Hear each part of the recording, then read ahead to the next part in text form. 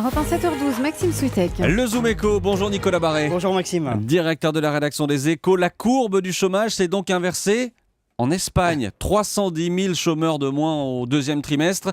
C'est une performance évidemment. Est-ce que c'est un chiffre en trompe-l'œil ou est-ce que ça veut dire que ça va vraiment mieux chez nos voisins espagnols ? Non, ça va vraiment mieux.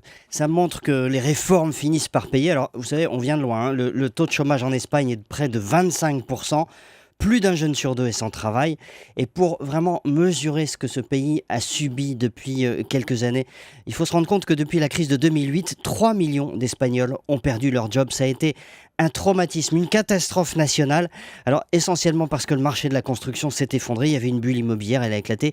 Mais enfin, là, pour la première fois depuis 6 ans, le marché de l'emploi se retourne. Mais est-ce que ça peut être durable ? Alors, vous savez ce que dit le FMI de Christine Lagarde, que grâce aux efforts collectifs de la société espagnole, je cite, l'économie de ce pays a tourné la page. Alors, ces efforts collectifs, eh bien, ce sont des réformes très profondes, beaucoup plus que chez nous, notamment une grande réforme du marché du travail qui était aussi rigide qu'en France.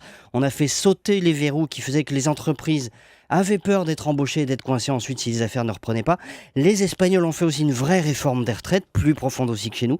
Et puis, ils ont massivement réduit les dépenses publiques. Et donc ces réformes ont fini par payer. Ça paye, oui, même si le chômage va rester élevé encore assez longtemps. Et même si ces derniers chiffres sont enjolivés par la saison touristique qui arrive, on a toujours beaucoup d'embauches saisonnières. Mais fondamentalement, l'Espagne, comme d'ailleurs le Portugal, est en train de retrouver de la compétitivité. C'est ça qui est important pour la suite. L'Espagne gagne des parts de marché à l'export au détriment de la France. On est en train d'assister au grand réveil des pays du sud de la zone euro.